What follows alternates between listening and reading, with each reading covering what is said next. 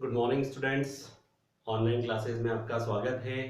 और जैसा कि आपको मालूम है कि हमारी पार्टनरशिप के सामान्य सिद्धांतों को लेकर एक सीरीज चल रही है और उसी सीरीज के अंतर्गत आज हम एक महत्वपूर्ण प्रश्न को समझेंगे। प्रश्न जो है आपके साझेदारी से रिलेटेड है और साझेदारों से रिलेटेड है, जिसमें साझेदारों के अधिकार और कर्तव्यों के बारे में पूछा जाता है। यह एक महत्वपूर्ण क्वेश्चन है और इस क्वेश्चंस को आपको याद करना है और जो पॉइंट मैं बता रहा हूं उसके अनुसार आप इस क्वेश्चंस को याद कर सकते हैं। इस क्वेश्चंस को हम समझेंगे तो हमने इसका डिवाइडेशन करके रखा है अधिकार और कर्तव्य। अधिकार और कर्तव्य वाला जो क्वेश्चन है आपका, ये एग्जाम्स में 2 नंबर या 3 नंबर में आता है। कभी आपसे अधिकार पूछ लिए जाते हैं, कभी कर्तव्य पूछ लिए जाते हैं। वैसे ये आपके बिजनेस स्टडी में भी काम आता है कि साझेदारों के जो अधिकार और कर्तव्य कौन कौन से होते हैं। तो हम आज साझेदारों के अधिकार और कर्तव्यों के बारे में अध्ययन करेंगे कि साझेदारों के अधिकार और कर्तव्य क्या होते हैं। तो सबसे पहले हम इसके जो अधिकार हैं उन अधिकारों के बारे में जान लेते हैं कि अधिकार क्या क्या होते हैं। तो देखिए, सबसे पहले आपका जो अधिकार दे रखा है उस अधिकारों में दे रखा है लाभ प्राप्ति का अधिकार। तो जब भी कोई साझेदारी फर्म में सदस्य बनता है, साझेदार बनता है, तो उसका प्रथम अधिकार ये हो जाता है कि जो भी फर्म को लाभ हो रहा है, जो भी फर्म को फायदा हो रहा है, उसमें जो भी लाभ हो रहा है उसमें प्राप्ति का अधिकार होना चाहिए उसे। स्वतः ही जब भी वो फर्म में सदस्य बनता है, स्वतः ही लाभ प्राप्ति का उसको अधिकार प्राप्त हो जाता है। आगे हम बढ़ते हैं।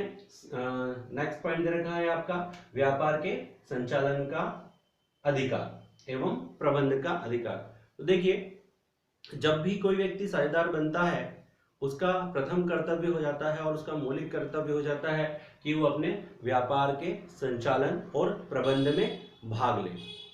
यदि वो अपने व्यापार के संचालन और प्रबंध में भाग नहीं लेगा तो वो एक निष्क्रिय साझेदार हो जाता है। जबकि एक सक्रिय साझेदार जो होता है, जो कि लाभ प्राप्ति में अपना अधिकार भी रखता है, तो उसके लिए उसको व्यापार के संचालन और प्रबंध में भाग लेने का अधिकार प्राप्त होता है। यह अधिकार सभी पार्टनर्स को होता है।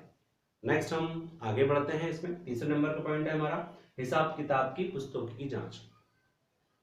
जैसे ही व्यक्ति साझेदारी फर्म में प्रवेश करता है उसे यह अधिकार प्राप्त हो जाता है कि फर्म में क्या नुकसान हो रहा है, फर्म किस तरह से चल रही है, फर्म का घाटा या फर्म का फायदा, जो भी हिसाब किताब की पुस्तकें हैं, प्रॉफिट एंड लॉस की पुस्तकें हैं, उसको देखने का इसको अधिकार प्राप्त हो जाता है। वो पुस्तकों की जांच कर सकता है और इस संबंध में जो उसके अधिकारी हैं, अधीनस्थ अधिकारी हैं, उनको परामर्श भी दे सकता है। नेक्स्ट है आपका परामर्श देने का अधिकार। तो देखिए, मैंने अभी आपको स्पष्ट किया परामर्श देने का अधिकार क्या होता है। यदि उसे लगता है कि वह जो कार्य कर रहा है या उसके अधीनस्थ जो कार्य कर रहे हैं उसमें कोई त्रुटि है, उसमें हम आगे तरक्की कर सकते हैं, उसके विचारों से या उसके सुझाव से उसमें तरक्की हो सकती है, तो वो अपना परामर्श दे सकता है, अपना मत दे सकता है ना, और अपने अधीनस्थों को के कार्यों को आगे बढ़ा सकता है। नेक्स्ट है आपका पूंजी और ऋण पर ब्याज की प्राप्ति। तो जैसा कि आप सभी को मालूम है कि जो साझेदारी बिजनेस होता है उसमें सभी साझेदार मिलकर पूंजी लगाते हैं और जब भी बिजनेस ग्रो होता है, जब भी फर्म तरक्की करती है, साझेदारी फर्म तरक्की करती है, तो पूंजी पर कंपनी या पूंजी पर साझेदारी फर्म ब्याज प्रदान करती है। यह ब्याज जो होता है वो साझेदारी और साझेदार के लिए फायदा होता है, तो पूंजी पर ब्याज प्राप्त कर सकता है। इसी तरह से यदि उसने फर्म को आवश्यकता पड़ने पर कोई लोन दिया है तो ऐसे लोन पर भी उसको, जैसे कि हमने आगे के वीडियो में देखा था कि 6% पर एनम के हिसाब से फर्म उसको ब्याज चुकाती है, तो पूंजी पर भी ब्याज पाने का वो अधिकार रखता है। आगे हम देखते हैं फर्म की संपत्तियों का संयुक्त स्वामी होता है। वो ये नहीं कह सकता है कि सारी संपत्तियां मेरी हैं, जबकि यदि वहां फर्म में 4 साझेदार हैं, 4 पार्टनर हैं, तो चारों लोग संयुक्त उसके संपत्ति के स्वामी होंगे। कोई भी एक व्यक्ति फर्म की संपत्ति का स्वामी नहीं हो सकता है। आगे हम देखते हैं फर्म से अवकाश ग्रहण। तो साझेदार फर्म को नोटिस देकर फर्म से अलग हो सकता है, फर्म से अवकाश ग्रहण कर सकता है, फर्म से रिटायरमेंट ले सकता है। ठीक है, तो यहाँ पर हमने कुछ अधिकारों के बारे में जाना, और ये अधिकार जो हैं काफ़ी इम्पोर्टेंट होते हैं। 2 या 3 नंबर में आप इनको थोड़ा सा समझ के आसानी से इनका उत्तर दे सकते हैं। ठीक है, क्लियर। मुझे आशा है कि आपको अधिकार क्लियर होंगे। और हम एक फास्ट फॉरवर्ड में इसके कर्तव्यों के बारे में भी जान लेते हैं कि जो साझेदार होते हैं उनके क्या कर्तव्य हैं। तो देखिए, मैंने आपको बताया था जहां अधिकार होते हैं वहां कर्तव्य की उत्पत्ति अपने आप हो जाती है, आपकी रिस्पॉन्सिबिलिटी अपने आप हो जाती है। तो यहाँ हम समझते हैं कि अधिकार और कर्तव्य में कर्तव्य समझते हैं कि व्यवसाय बुद्धिमत्ता पूर्ण। जब भी आप किसी फर्म के पार्टनर बनते हैं, आपका प्रथम फर्ज हो जाता है, प्रथम दायित्व हो जाता है कि आप उस व्यापार का संचालन बुद्धिमत्ता पूर्ण से करें, पूर्ण बुद्धि से करें, सोच समझ कर उस बिजनेस को ग्रो करें। नेक्स्ट है आपका फर्म में हानि वहन करना। जिस तरह साझेदार का अधिकार हो जाता है लाभ प्राप्ति में, उसी तरह से यदि फर्म को हानि होती है तो वो हानि में भी उसको वहन करने का उसको कर्तव्य होता है कि उस हानि को भी वो वहन करे, स्वीकार करे। विश्वसनीयता।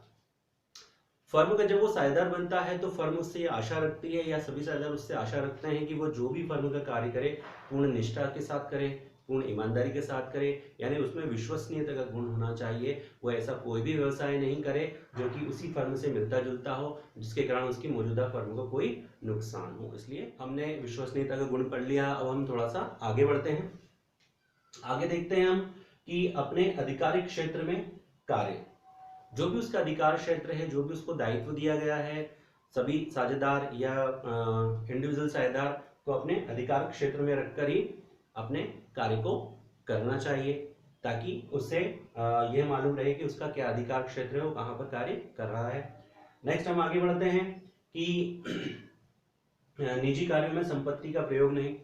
तो उसे कोशिश करना चाहिए कि जो फर्म की संपत्ति है वो सभी साझेदारों के हितों के लिए है, व्यवसाय के हित के लिए है। तो वो संपत्ति का या फर्म की पूंजी का अपने निजी और घरेलू कार्यों में प्रयोग नहीं करना चाहिए, जहां तक कोशिश हो। वैसे वो फर्म की संपत्ति और का निजी प्रयोग भी कर सकता है यदि साझेदारी संलेख में उल्लेख है, यानी आहरण भी कर सकता है, पर जहां तक हो उसे फर्म की संपत्ति और फर्म की पूंजी का दुरुपयोग नहीं करना चाहिए। नेक्स्ट है यहाँ पर स्वयं की हुई हानि की क्षतिपूर्ति करना। यदि उसके द्वारा साझेदारी फर्म में कोई हानि हो गई है तो उसे उसको स्वीकार करके अपनी हानि की राशि को स्वीकार करना चाहिए और उसकी क्षतिपूर्ति फर्म को देना चाहिए। नेक्स्ट हम आगे बढ़ते हैं। लास्ट है हमारा आहरण पर ब्याज का भुगतान। जैसे मैंने आपको बताया कि यदि आपने फर्म की संपत्तियों का निजी और घरेलू प्रयोग किया है, या फर्म से कोई राशि अपने निजी या घरेलू प्रयोग के लिए निकाली है, तो फर्म उस आहरण पर ब्याज लेती है। आहरण पर ब्याज साझेदारों के लिए हानि होता है, जबकि फर्म के लिए इनकम होता है। तो उसका ये दायित्व बन जाता है कि वो जो आहरण पर है वो ब्याज की राशि फर्म को चुकाए। क्लियर। तो देखिए, आप सभी को मैंने यहाँ पर साझेदारों के अधिकार और साझेदारों के कर्तव्यों के बारे में एक शॉर्ट रिव्यू दिया है, और बहुत सिंपल से पॉइंट है। यदि आप इसको वीडियो को 2 या 3 बार देखेंगे तो आप आसानी से इनके अधिकार और कर्तव्यों के बारे में जानकारी आपको हो जाएगी, और आप आसानी से इन क्वेश्चंस का आंसर दे सकते हैं। तो मुझे उम्मीद है कि आपको अधिकार और कर्तव्य समझ में आ गए होंगे, और यदि आपको फिर भी इसमें प्रॉब्लम है तो आप हमको कमेंट्स बॉक्स में आपका क्वेश्चन डाल सकते हैं, हम उसको समाधान करने की कोशिश करेंगे। तो देखिए, आज की इस वीडियो में इतना ही, और नेक्स्ट वीडियो में हम इसी तरह के कुछ महत्वपूर्ण प्रश्न उत्तरों को लेके आएंगे, जिससे आपका रिजल्ट सुधरे, आपका भविष्य सुधरे। Thank you very much. Thanks.